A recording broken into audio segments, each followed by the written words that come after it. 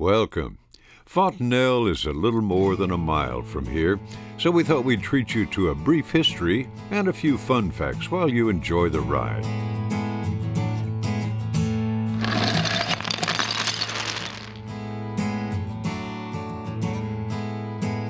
I played with Lincoln Logs as a kid. Most people did, I think.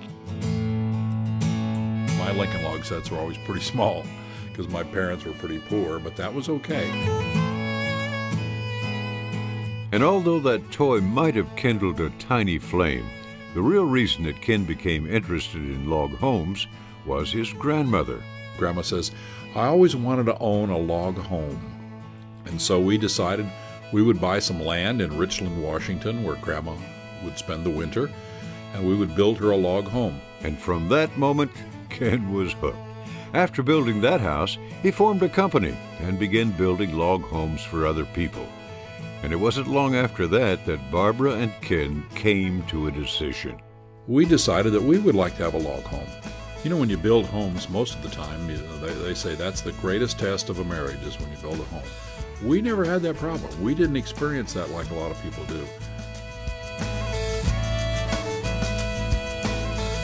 Ken's log home company had never tackled such a huge project, so he hired Sebe Tuck, the architect who had designed Nashville's Country Music Hall of Fame. And together, they would soon build the largest log home in the world.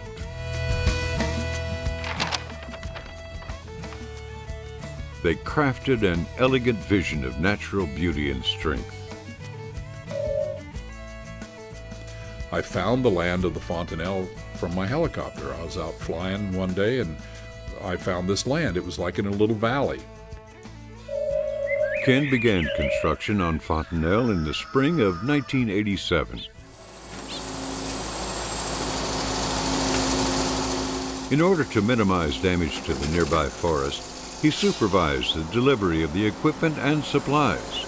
And I told the contractor, once we decided on the contractor, go ahead and excavate for the house, but if you have to cut down a tree that's larger than 4 inches in diameter, you have to see me personally.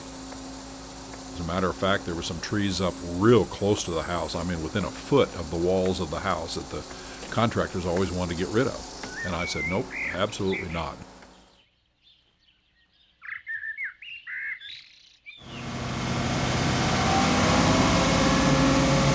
There were 42 log trucks, 42 truckloads of logs only to build this house, plus 5 truckloads of 2x6 tongue and groove lumber that was used on the ceilings in the entire house.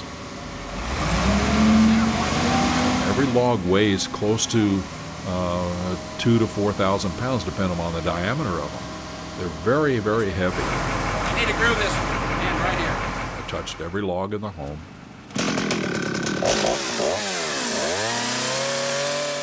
On the video, it shows me actually chainsawing the first log so that it would fit perfectly.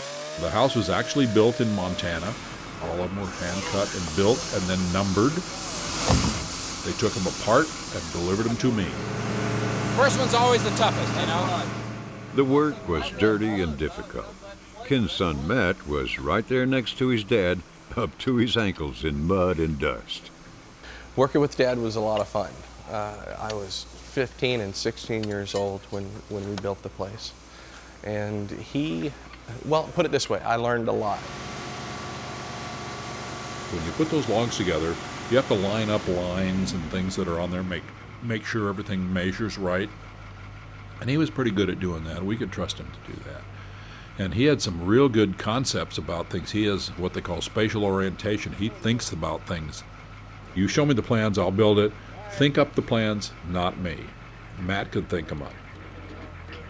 Building the roof was the biggest challenge. There were 5 layers of roofing. We had the roof logs. We had to bring them in, lay them out on a jig, and then we actually cut the logs the right length. It took an entire day to build the first one. Once the logs and sheathing, batten, and insulation were in place, and the sheet metal roofing material was added, the work on the interior could begin. Fontanel has a spectacular great room, a family room with a commercial kitchen, a dining area, a lounge, and a 300-gallon fish tank. It has a 2-lane 50-foot shooting range and 5 fireplaces.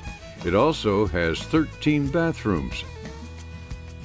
There's a family of bears climbing a pole in the great room. It has 3 little bears climbing a log, and that's 3 of our 3 children. They were not carved and added to the pole.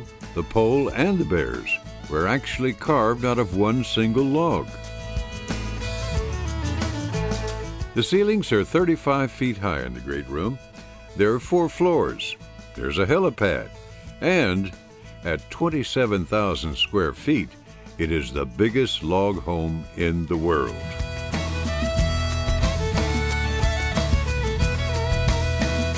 The walls shrink.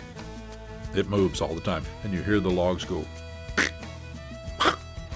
You know, it would groan and moan and pop, and it was fascinating.